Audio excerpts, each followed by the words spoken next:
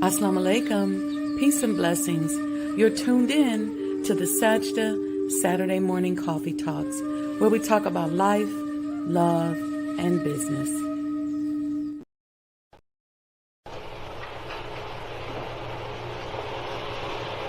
O Allah, guide me among those whom Thou hast guided aright, and preserve me among those whom Thou hast preserved, and befriend me among those whom Thou hast befriended. Bless me in whatsoever Thou dost grant me, and deliver me from the evil of what Thou hast judged. Surely Thou judgest, and none can judge against Thee, and he whom Thou befriendest is not disgraced. Blessed art Thou, O Lord, and exalted be Thee above what they set up besides Thee. I bear witness, nothing deserves to be served besides Thee, and I bear witness that Muhammad is Thy servant and apostle. Amen. The Honorable Elijah Muhammad taught us that history develops the springs and motives of human action, which display themselves most powerfully in the destiny of man. History actually motivates and stimulates human action. Sometimes you may not know what to expect from yourself. But if you only could read the autobiography of someone from among your people who has achieved, then that tells you what is possible to do. Black people in America have labored without understanding the realm of possibility for black people. And because we don't know what is possible for us as a people to achieve, we labor under the misconception that the accomplishments of Caucasian people should be our guide. And as a result, we keep on trying to be like them rather than trying to be ourselves. This is a result of being robbed of history.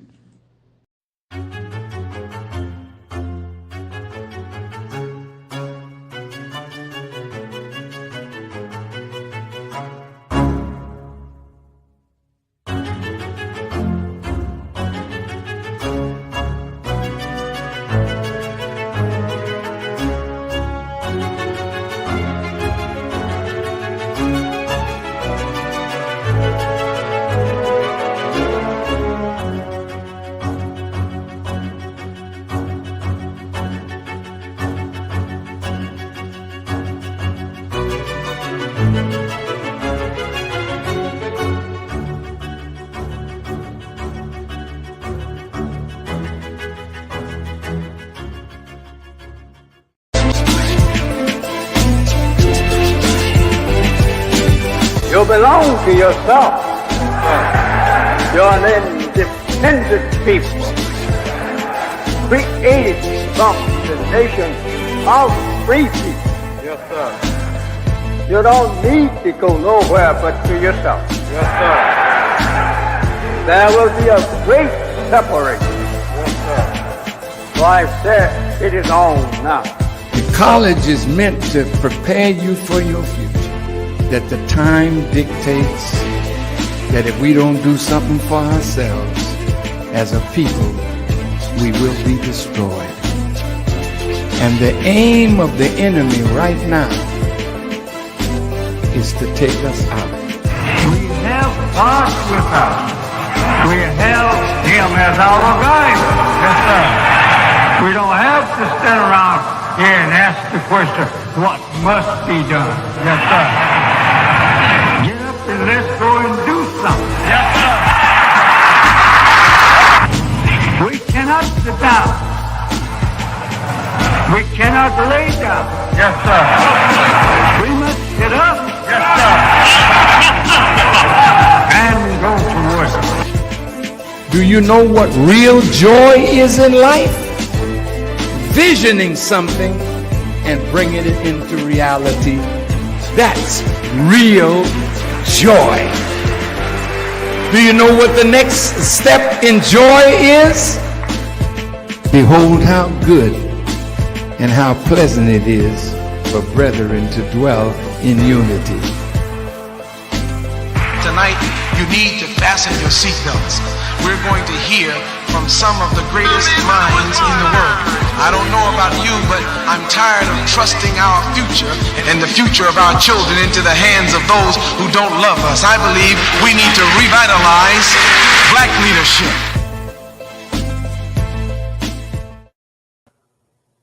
I love this stuff. Assalamu alaikum. Assalamu alaikum. Peace be unto you all. Wa alaikum salam to those of you in the chat. Good morning to everyone. Welcome, welcome. Man, happy Saturday. Did y'all see our Sajdah House sponsorship video that I showed? Wa alaikum salam, Brother Stanley.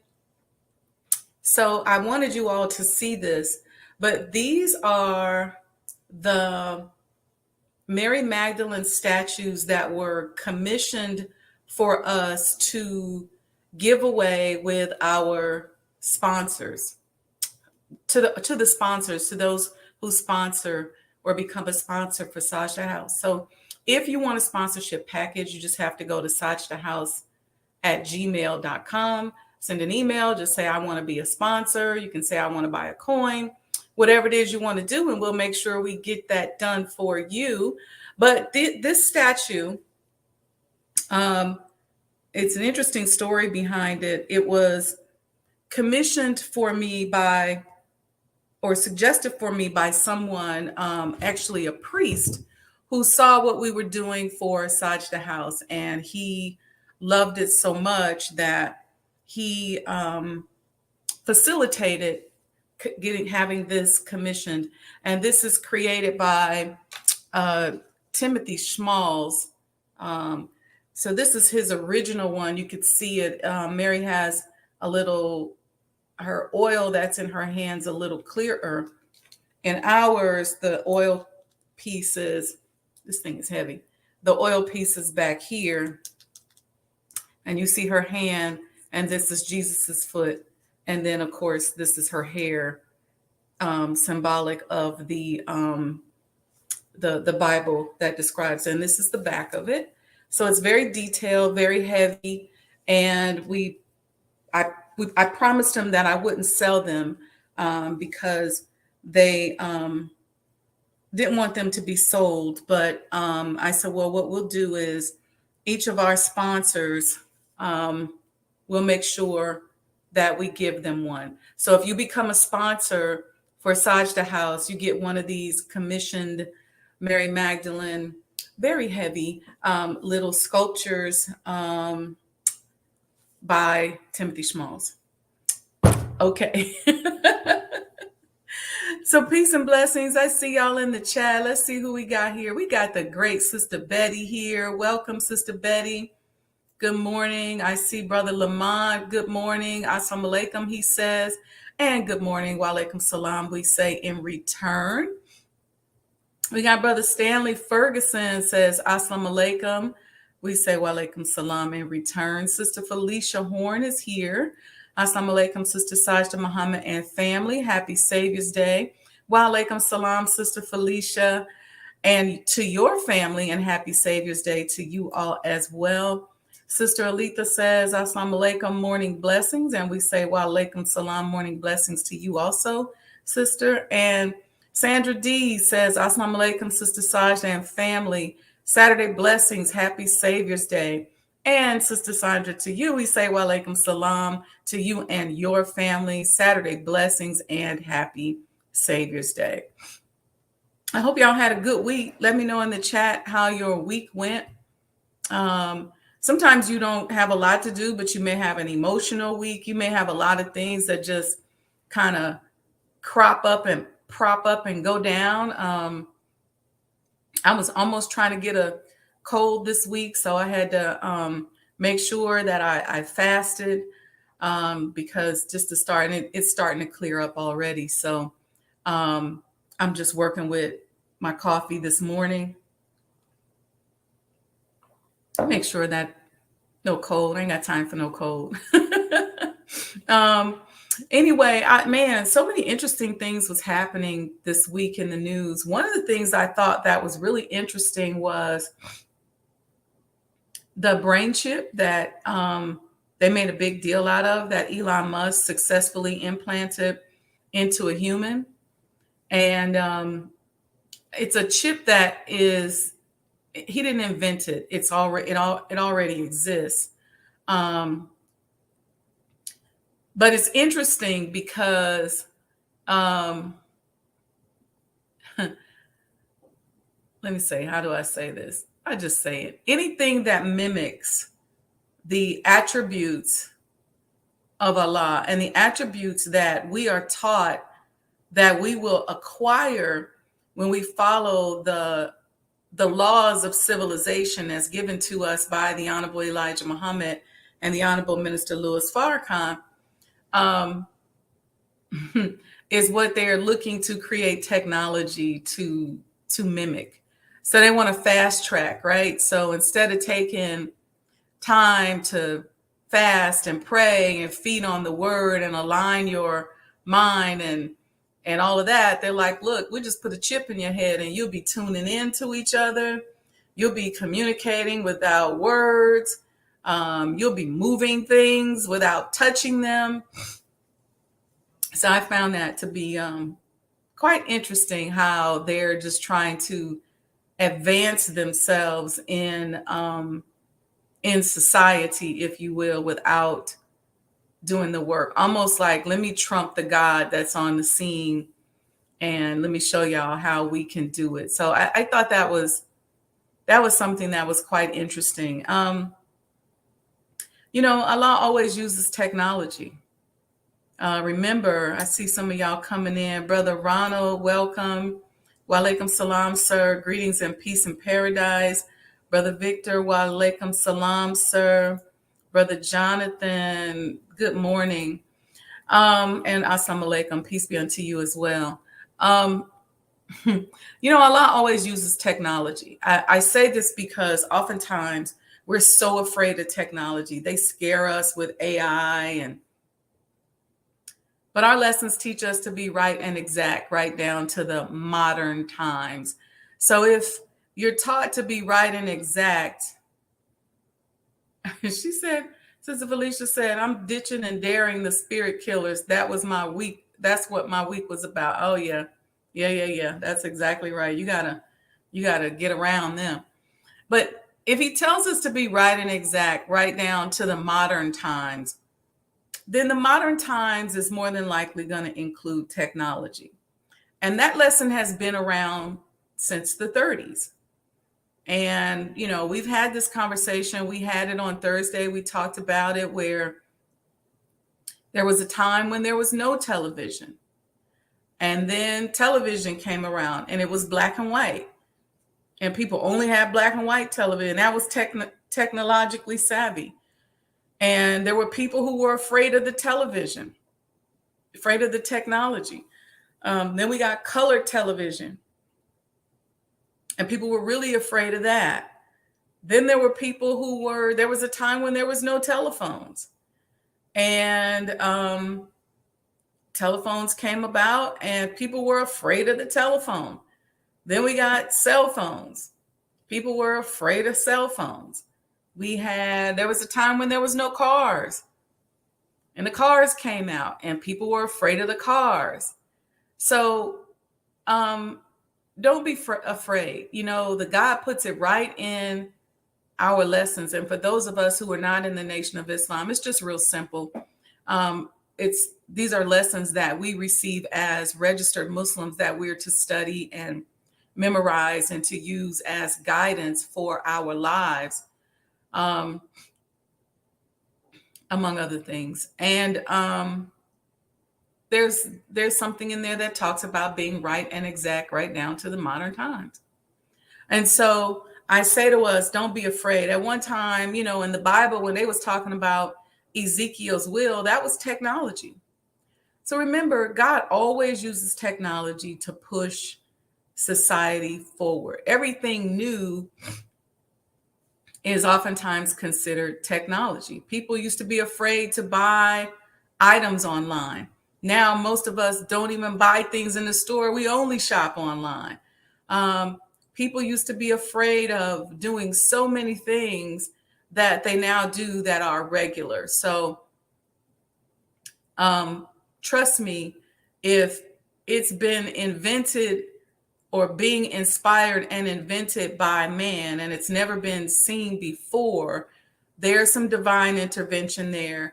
And there's a God somewhere that's real clear, okay, on what's going on. We can't even possibly touch the infinite wisdom of Almighty God Allah. We have no idea what kind of technology he has access to and what he's doing with technology. We have no idea.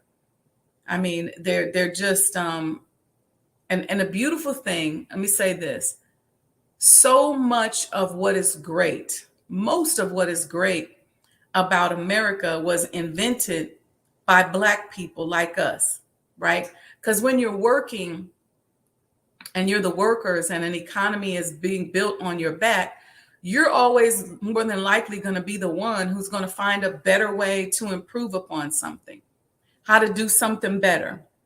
If you're working in the fields, you're like, man, how can we do this more efficiently, more effectively? How can we pick more cotton in a shorter period of time? So then you had Eli Whitney with the cotton gin, and how do we do things differently? The first automated vehicle invented by a Black man. Ford actually mass produced it, but he was the first one to invent it. So don't be afraid of that. We usually are the ones that are part of technology. If you think about some of the most cutting edge movies, like The Matrix, it was the sister who wrote that.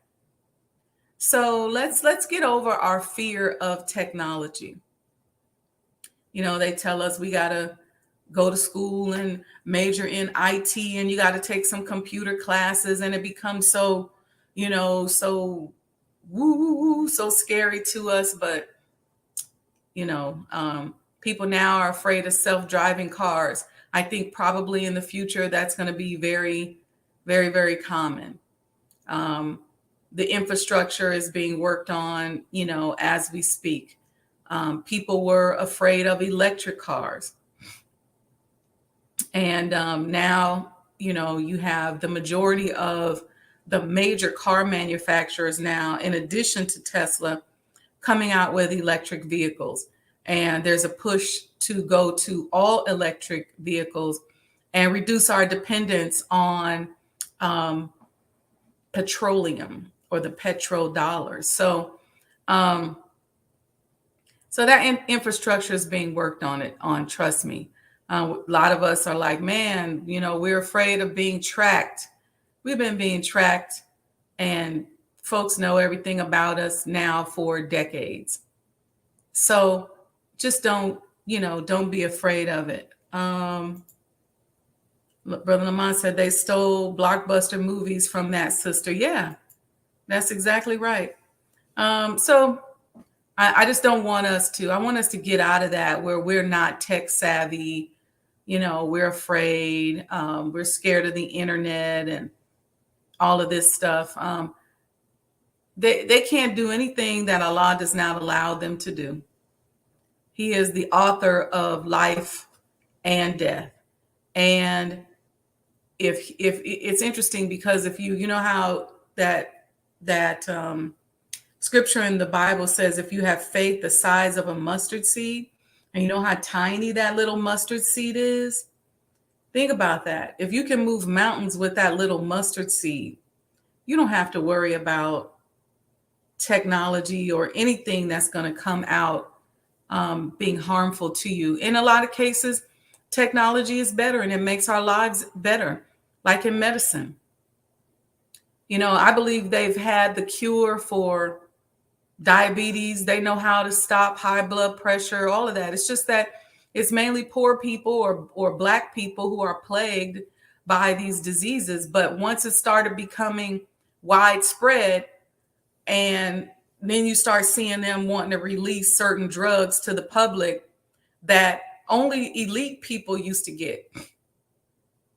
I wonder, for a long time when I was in healthcare, I used to always say, why is it when Black people get diabetes, we see them like years later and they got gangrene and they're swollen and they're going blind and all of this stuff. And certain white people, wasn't all white people, but certain white people or certain people in certain socioeconomic classes would get diabetes, and we'd see them not even years later, but like a month or so later, and they'd be thinner, they look healthier, they look better. And I was like, what is going on? And I remember having this conversation, but everybody's just looking at me like saying, well, it's just simple. It's just diet and exercise.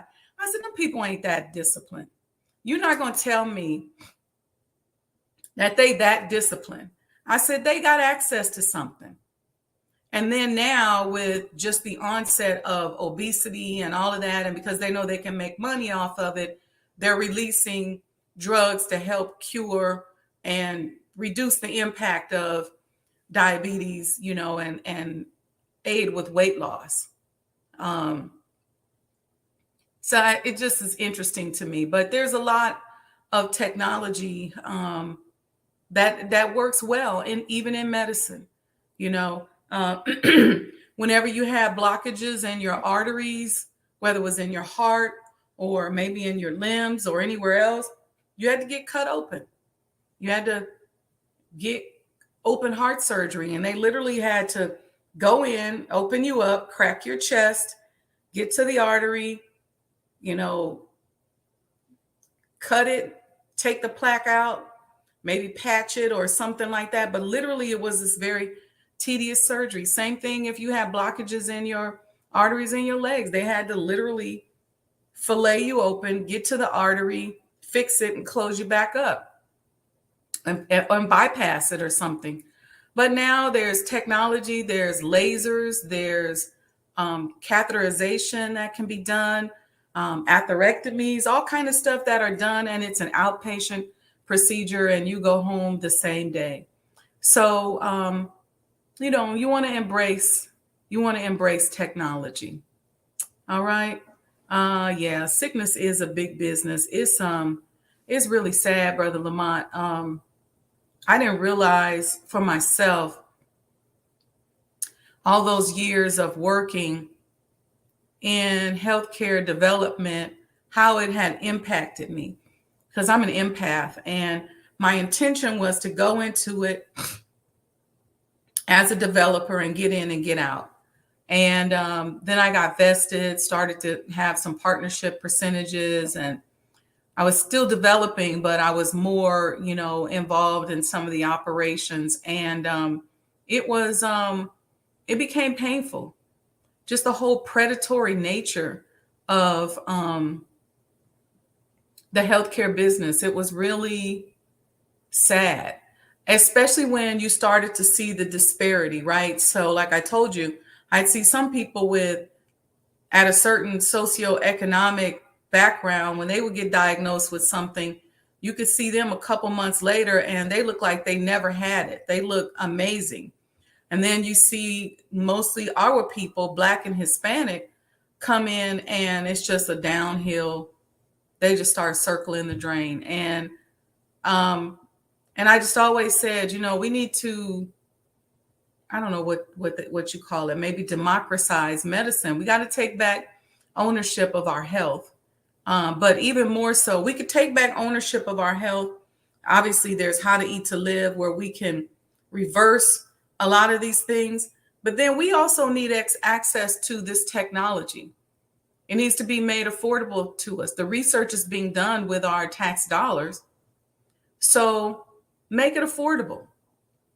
We have a lot of obese people in our community, and they got all these, they call them weight loss shots now, but they're really, diabetic medication to help with the processing, to help your pancreas and things like that process and level out your blood sugar levels. But these people that are, in the hood, don't have the means, they can't afford it.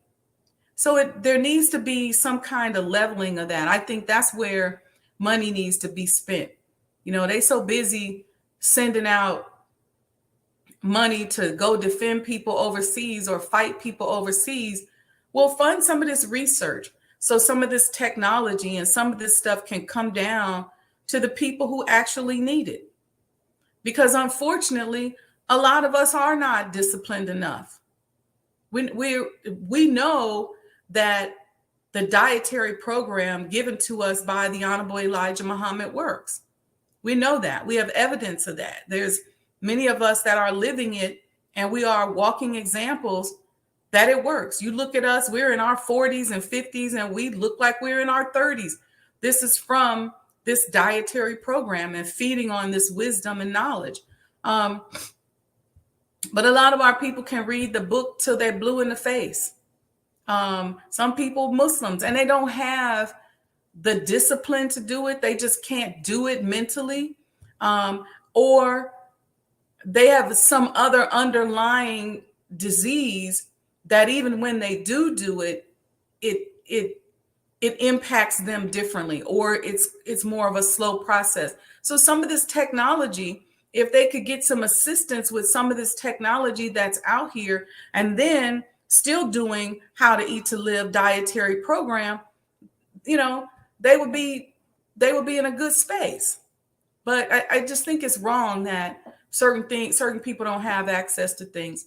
You guys have heard me tell the story about, we went to a fact-finding healthcare mission in Asia. And we went to Beijing and Seoul. Is that it? I think it might be one more place. And when we were in China, in Beijing, the amount of technology, and I'm not a big fan of China. Like some people say, I love going to China. I don't really care for China because I'm a little more sensual and spiritual, and I like places like that. I did enjoy Korea because I love the Koreans. They're very ceremonial, and everything felt very soul-filled. But China felt very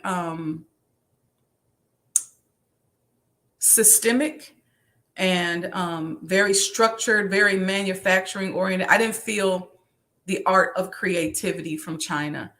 So the healthcare system was interesting. We went to the hospital, one of the largest hospitals in Beijing, and they use stem cells like everyday medicine. Now, I don't know where they're getting the stem cells from. I can't say that, but that's what they use. And they made a comment. They said, well, the U.S. will never catch up in this research because I think President Bush banned it, and then President Obama tried to start it back, but they are so far ahead in the research. And I was sitting there during their presentation, and when I tell you, it literally looked like they was growing back limbs. You have people with wounds that wouldn't heal, like diabetic wounds that traditionally here in the state, people have to go to wound care and get the wound packed and all of that. They was closing them up, growing back the skin on it with the stem cells. I mean, it was fascinating. And I asked a question, and I said, what about diabetes and kidney dialysis or kidney failure? What do you guys do for that? Do you use insulin? Do you put them on dialysis? And they started laughing, and we had an interpreter. So I thought maybe I said something wrong, or maybe the interpreter added something, because I couldn't understand why they were laughing at me. And they was pointing like, old school, old school. And what they were saying was, that's old school. Insulin, dialysis, they're using stem cells. So it's just this kind of technology. And if you have money, of course, you can fly to Thailand and go to Bumrungrad Hospital and get some of these treatments for pennies on the dollars. But you have to have money, and your healthcare treatment cannot be dictated by whatever the insurance will pay for. And that's what happens to us. It's like the circumference of our knowledge is based on whatever they tell us is okay to do. But these people in other countries, they're restoring limbs in terms of dealing with spinal injuries using stem cells. People who are in comas getting stem cell treatment, and they start to see brain activity coming back and start to, sit up and move around. So there's there's a lot of technology out here that is good. Let me see what y'all talking about. Brother Ronald got a stethoscope there and some coffee. All right, how to eat to live, I think. Felicia Horn said Harriet leak cells are still being used in technology medicine world. They've been found cures for a lot of disease, but use it against the poor and Black people. Henrietta Lacks, I think that's her name. Yes, you're correct, sis. Miss Phoenix 91, Walaikum Salam from Toledo. Happy Savior's Day. Yeah, so I don't know. I didn't have a plan today on what I was going to talk to you guys about. I was going to talk to y'all about making sure you become a sponsor for the Honorable Elijah Muhammad House, and you get one of these beautiful commissioned Mary Magdalene sculptures. That's what I was planning on talking about, but we got off into healthcare and technology, and that's okay too. It's nice and heavy. But yeah, so it's just the use of technology is weaponized, I would say. It's definitely weaponized, where people at not only just certain socioeconomic levels, but people who are at certain knowledge levels with access know this kind of thing. I know it is beautiful, isn't it, Sister Felicia? So it's Mary Magdalene. She's got her oil right here. This is Jesus's foot. This is her hair going around here. You can go turn to the back. You can see her hair. But these were commissioned for us, for Sajdah House, to give away to our sponsors, for those of you who become sponsors. So that's a nice little incentive that you get. They asked us not to sell them, so we won't be selling them, but we will give them to sponsors.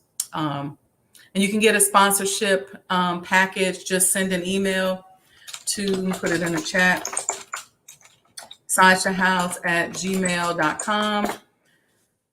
Put in the subject, I want to become a sponsor, and ask for a sponsorship package, and we'll send you back a sponsorship package. You can also send an email to that email address and say, I want to buy a coin, and we'll get them out to you today. We're blessed in Chicago to have a 24-hour post office. So if you order today, we can get it right out to you. And if you forget all of that, just go to supportsajdahhouse.com. If you just want to donate, you can go to Cash App, $Sajdah Enterprises. But we got to start financing this stuff. I can't wait for the time where we as, Sister Letha says she absolutely loves it. Beautiful. I can't wait for the time where we as Black people are leaders in the technology space, and we can assist with making some of this technology accessible to our people. It's people out here dying from cancer and paralyzed and in comas, and they don't have to be. They just don't, they just don't have to be. Of course, we have to fix our family structure, right? Because when people go down like that and they need some help, there has to be a strong family that supports that person, that's willing to fly to Thailand with you and willing to go to China or Korea with you. So anyway, back to the Asia trip. So in Beijing, when you walked into the hospital, the main floor looked like a train station, and there were all these kiosks. And you literally could go up to the kiosk and check in and register to the hospital. You also could go to the kiosk and get your test results. I was like, man, Americans, we too spoiled. We'll never go for that. But yeah, you can literally go up there, you put your card in or whatever code, and you can get your test results at these kiosks. When you got inside of the hospital, they had, I think it was 6 surgical floors. I'm talking about 6 floors of nothing but operating rooms and treatment rooms. They don't mess around a lot with medicine like that per se. It's like, when you come here, we're going to do something about it. You either going to get a treatment or a surgery, and then you're going to come back and, we'll see what happens. So you either would go to the treatment room, you might get stem cells, you might get these growth hormones. They had people in the ICU that they were given like these cocktails of like vitamins and growth hormones through their IVs. And, that it was very cutting edge like that. And then when we got to go into the OR, and in the locker room, the doctors, they got huge locker rooms for the doctors. And literally, you see them in there washing their clothes, washing out their underwear, because they're not literally, some of them don't even go home like for a whole week. So that's the thing that I'm not really feeling China about. I don't, even in some of the factories we went to, just going there and you see just rows and rows of these machines, and people are looking like they can't get up and go nowhere. Everybody looking the same and dressing the same. I didn't care for that. But when we went to Korea in Seoul and went to the hospital there, and then also to a number of different manufacturing plants. But in Seoul, the hospitals were a little bit different because they also included like rehabilitation that was like outside. So it's like the hospitals look like little mini resorts. I was like, okay, I'm feeling this. So your recovery time, or during the day while you're in the hospital, you don't just sit up in the bed. You can go out, out your little patio door in your room and go out there and bathe in the sun. Remember, the Honorable Elijah Muhammad taught us that we should bathe in the sun at least once a year. Well, they were doing it as part of their healing. So you go in, you're getting your treatments. They're just as technologically advanced, and their hospitals look like amazing. They look like 5-star hotels. Like, imagine going to, it's like this in Thailand too. Imagine going to Vegas and the Aria Hotel with all those chandeliers and stuff is actually a hospital. That's how it is. But then you could just walk right out and get your sun. You could get you some fresh juices. And so I was feeling that. Even in the factories in Seoul, it just felt a little more creative. It didn't feel like China. Like, we went to a clothing manufacturer and there were just these rows and rows and rows of sewing machines with people just sewing, and they wouldn't even look up at you when we were walking down the aisle. They wouldn't even acknowledge you. But Korea is different. Their hospitals are run very kind of military structurist. So my business partner, since he's a surgeon, when he would walk past, they would stand at attention, like he was a general. If he walked up to the front desk, they would come to attention. And I thought that was interesting. But the hospital, they just look better. They got the coffee shops on like each floor where the family can go and have food and eat and all of that stuff. And I thought that was really, really super cool. And then we went to like the Samsung plant and saw the solar operated mopeds and motorcycles and just some really cool things, and the battery plants. And let me tell you something, them Koreans are rich. Listen to me, they are rich. They got money over there. You didn't see that so much in Beijing. It kind of, I tell you what it reminded me of. You know how in Chicago, when they used to have all the projects downtown, those big high-rise projects, and they have those at certain places in Beijing, and the high rises is where a lot of the people who work in the factories live, and it look hood. Just like it's like the same mentality developing from just that, that life. Um, so yeah, so that's how that was. But just seeing all the technology was really, really powerful. The different things that they were doing with computer chips and stuff like that was really cool. So I'm just saying that to us is don't be afraid of technology. Sometimes disease processes advance so fast that it's a challenge to address them naturally. I'll say it that way.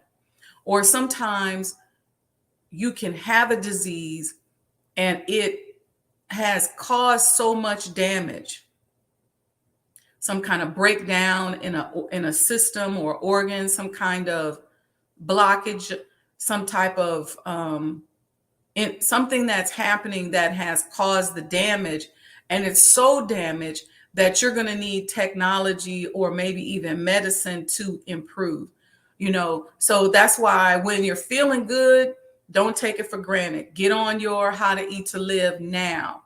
Do your fast, eat your 1 meal a day, get off the pork, stop smoking, stop eating processed foods. When we first came in the nation, we got a list of foods that we should eat, we shouldn't eat, with a list of ingredients.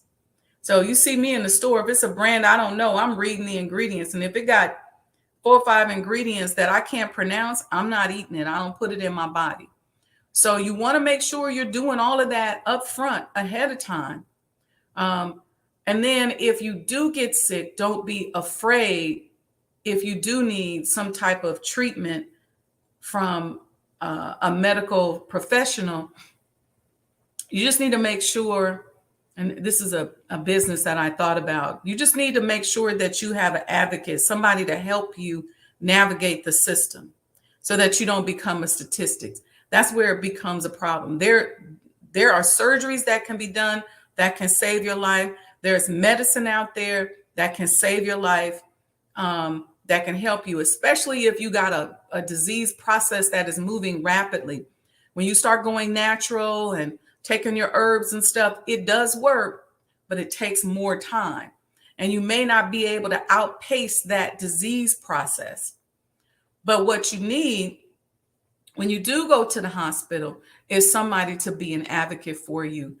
A lot of times family members might be too emotional, or, or maybe you don't have any family members to assist you. So one of the things I've been toying around with is creating this type of advocacy business, because I know it from the other side. And I know how certain insurances will say, let me put it this way. Certain insurances will really dictate how treatment is administered, which is not going to help you outpace that disease process.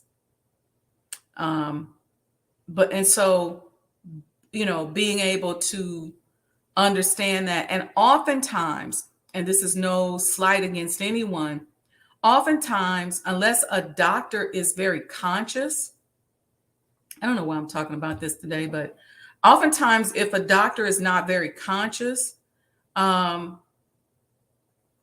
they may not be the advocate that you're looking for or that you need. So sometimes we think, well, I see a Black doctor and I go, oh, okay, I'm happy. But you need a conscious Black doctor and somebody who's not afraid to think outside the box, because there's a system that is set up.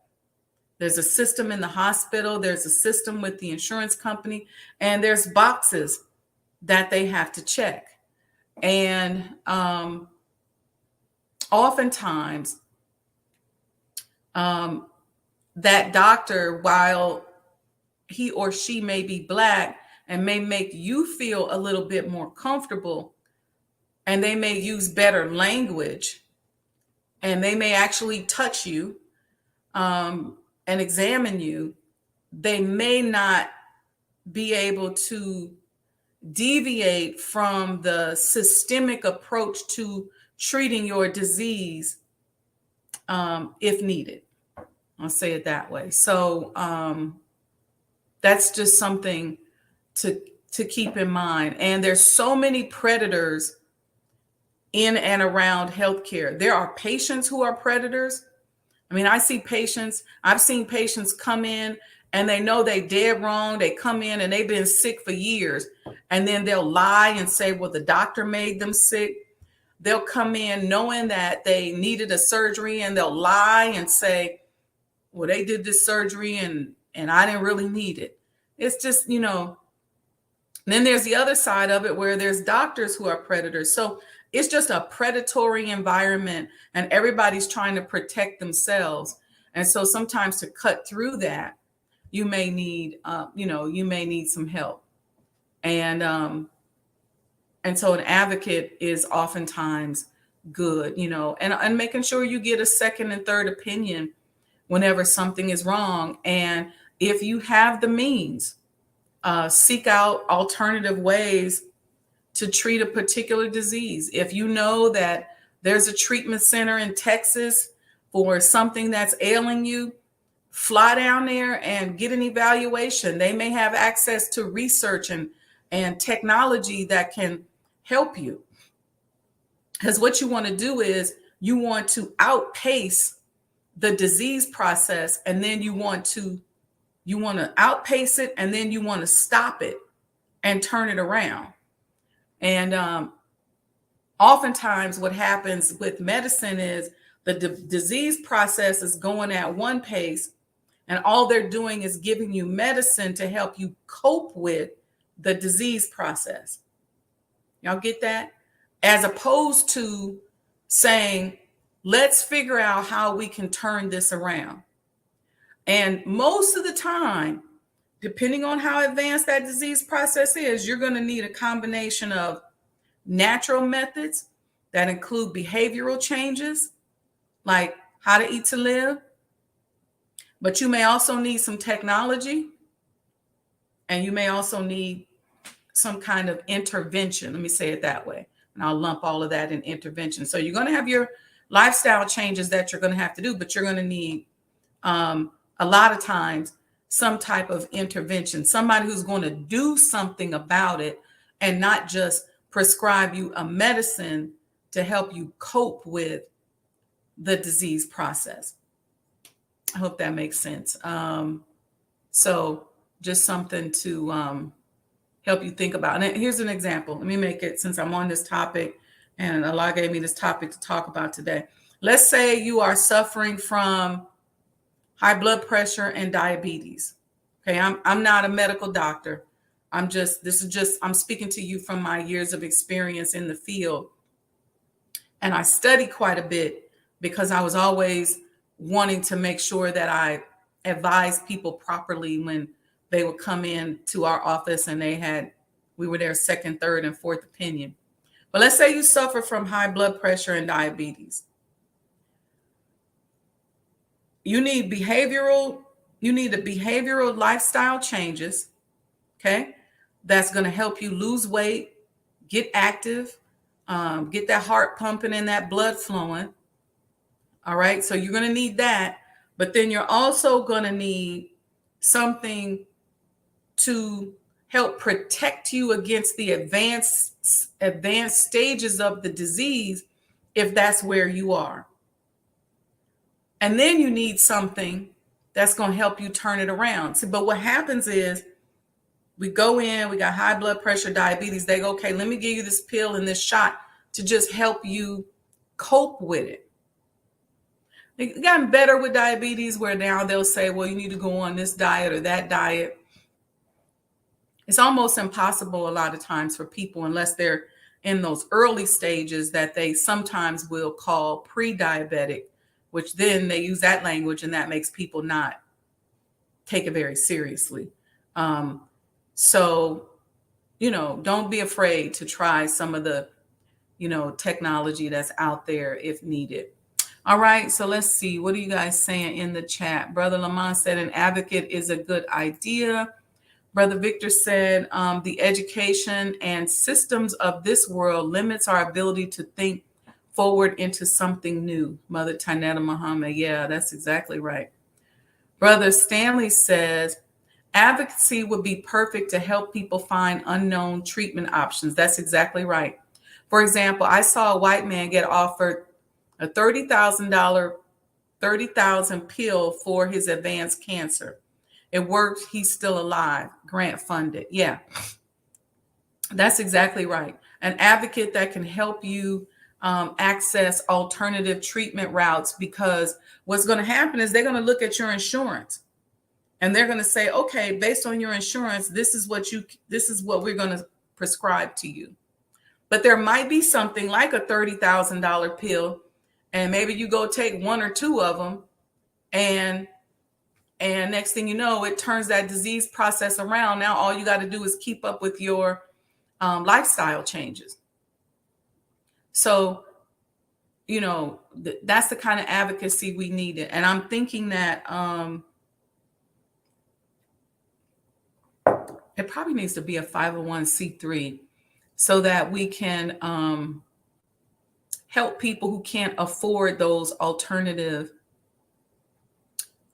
forms of assistance or surgeries that maybe their insurance isn't going to pay for. Because even if we give everybody health insurance, as President Obama attempted to do, it's still limited, right? And a lot of these insurance companies, they like to spend most of their money up front with gift cards and grocery cards and all this stuff. And when a person goes in the hospital and we call and say, hey, we got this person in the hospital, this is what we want to do, they say, oh no, we ain't paying for all that.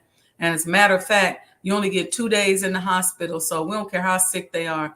We want them up out of here after a while. So that thing happens all the time. And a lot of people don't have a place to go home to rehab to. And a lot of people aren't really ready sometimes to go home. But the hospital's like, no, this is what you came here for. This comes with a 2-day stay. And you got to stay. You got to really have a case manager and somebody to fight for you. So what we would do a lot of times at our facility is that we would just kind of assign people to be advocates for our patients. So we only did it for our patients. So if our patient came in, and for a lot of us as Black people, I tell you another thing that plagues us is that at young ages, we have such bad and poor lifestyle choices. So a lot of us are doing drugs. A lot of us are smoking like crazy. And these disease processes now are becoming more rampant at younger ages. But for many people, by the time they're in their 50s and 60s, they've blown their immune system out. They got all these different autoimmune disorders. They have uncontrolled diabetes or high blood pressure. Maybe their arteries. You hear the statement, I think it was Cat Williams talking about people smoking their kneecaps off. They're so advanced because of their lifestyle choices when they were young. And that's another thing that we don't consider. And they come in and now they've kind of got their life together and they're ready to move on with their life, but they got all these health issues brewing underneath because of their lifestyle choices in their 20s and 30s. So it's just something to think about. And we have to make sure that we teach our children that we can't live. We gotta stop living like that. Some of us, in our 20s and 30s, we just feel like, I can eat whatever I want. We become sugar junkies and, all of these other kinds of things that we shouldn't be eating. And then we try to get it together when we're in our 50s and 60s. And we would have people that would come in and say, well, I used to smoke. So, well, how long did you smoke? I smoked from the age of 14 to, let's say, 30. They'll say something like that. But I'm 65 and I ain't smoked in 35 years. Yeah, but for those 20 years that you smoked when you was young, you done messed your arteries up. It just has taken a while for the disease process to kick in. We have people that will come in and say, I was on crack from the age 21 to 30, but I ain't did no crack in 35 years. And you see them and they looking normal. They working for the government, and you wouldn't think it, but underneath they've blown out their immune system, or they got so many problems now because of those lifestyle choices at a very young age. So these are just things that we have to be conscious of, in general, not just as a people, but in general. I think people in general. And so if you're blessed, like I was in my early 20s, to become a member of the Nation of Islam, and spent those early 20s not drinking and smoking, but really on a strict diet and in a certain environment, it pays off later. And you can't see it oftentimes when you're in your 20s,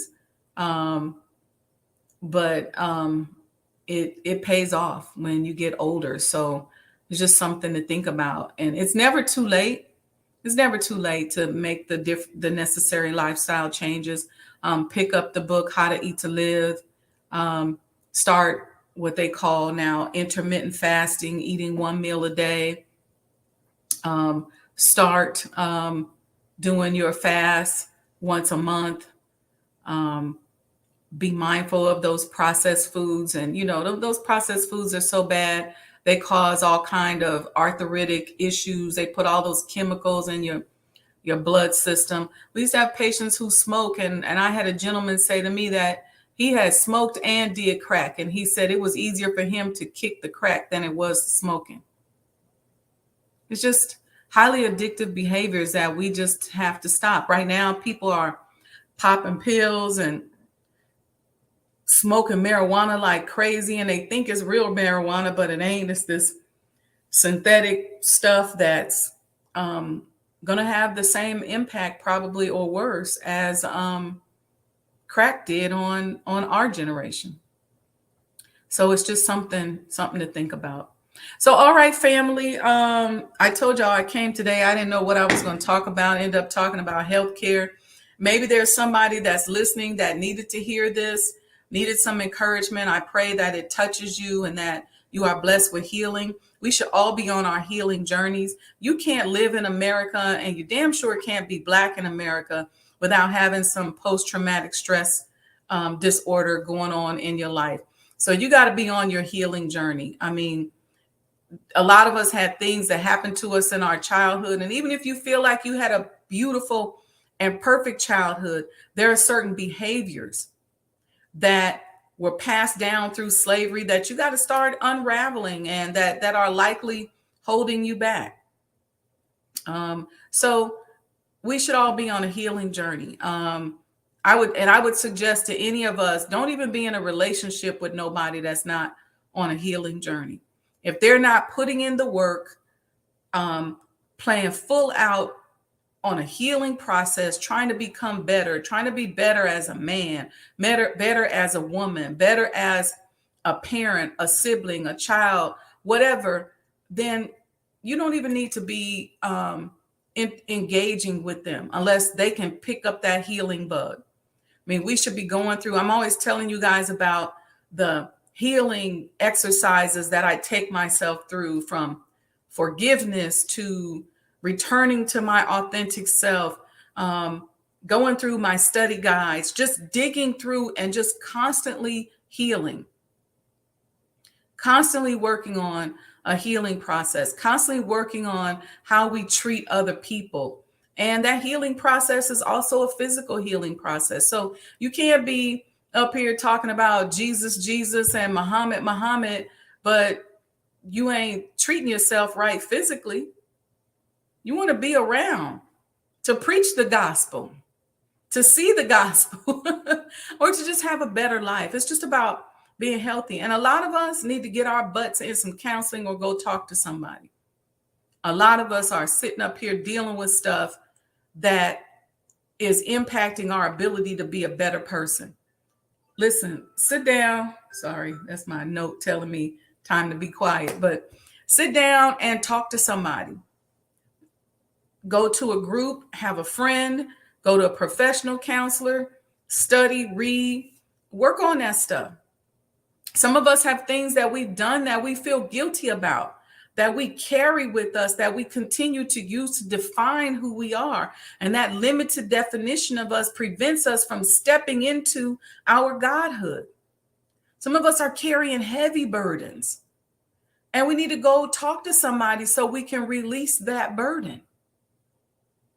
Some of us were abused. Some of us watched mental abuse, parental abuse, elder abuse.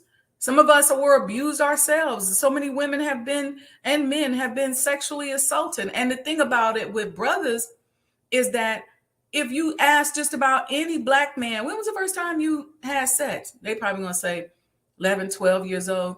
Who'd you have sex with? Oh, the lady down the street who was 18.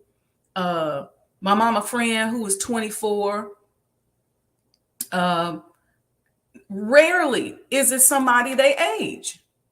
That you're being abused. And if that was a woman, we would say, okay, she needs to get some counseling. She's been sexually abused. But brothers walk around carrying this stuff. So it's just time to heal. It's time to shed all of this stuff, to release, because you can't bring your authentic self to any relationship, to anything, unless you heal. You can't bring your authentic self to your business unless you begin the healing process. Because what's going to happen? Those abusive behaviors that exist in your personal life are going to spread over into your business life. And you're going to have a difficulty manifesting in a conscious and righteous manner. So you're going to be stuck having to do something illegal or something wrong or something shady in order to make it. So let's increase our power. Let's heal. So, okay. Thank you all. Brother Lamont said people thrive off of negativity and pain. Yeah. Sister Felicia says she needed to hear this. Thank you, sis. I'm glad. Brother Lamont said another great show. Thank you. Sister Sandra reminding everybody heal, healthy. That's right. Y'all know my goal is to help everybody become happier, healthier, wealthier, and to experience more love. So support the show. Make sure you like and subscribe. Go to Cash App, Sajdah Enterprises. If this helped you in any way, it's a cheap price to have to pay for an advocate. You get free information on the Sajdah Wendy Muhammad YouTube channel. So I'm not charging. So charge yourself and go out there and pay, whether you can pay $1 or $10 or $50, $100, $1,000, but get yourself in the habit of paying and creating that flow of energy when you receive something good. So, all right, peace and blessings, family. We will see you all this coming Thursday. Have a wonderful, wonderful Saturday. Have good conversations with yourself. If you feel yourself having anxiety, tell yourself that you're safe. Tell yourself that the God within is connected to that greater God outside of yourself. Have that conversation with yourself and have faith. It's one thing to have faith and all these people outside of yourself, but how much faith do you have in yourself? How much faith do you have in the God within? All right, peace and blessings, family. Love you all, and we will see you, inshallah, on Thursday. I'll try to do a couple of lives this week. I'm gonna work on scheduling that in and doing better with that. And because I got some great shows coming up that are going to start, inshallah, shortly after Savior's Day. All right. See you all soon. Assalamu alaikum. The Honorable Elijah Muhammad, who in my judgment is the master historian, taught us that of all our studies, history is the most attractive, and it is best qualified to reward the researcher. History is most attractive. Why should history be most attractive? Because history is the recorded of the human family in its struggle to overcome obstacles. There is no life that is without struggle. The Holy Quran teaches us that man, meaning man and woman, is made to face difficulties. And after difficulty comes ease. But it is history that guides us through difficulty. For if you know how people who had difficulty yesterday got through, and if your difficulty is somewhat similar, then today we also can get through if we follow the guidance of history.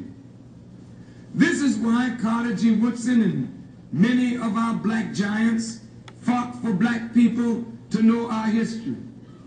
Because in not knowing our history, we don't have a guide.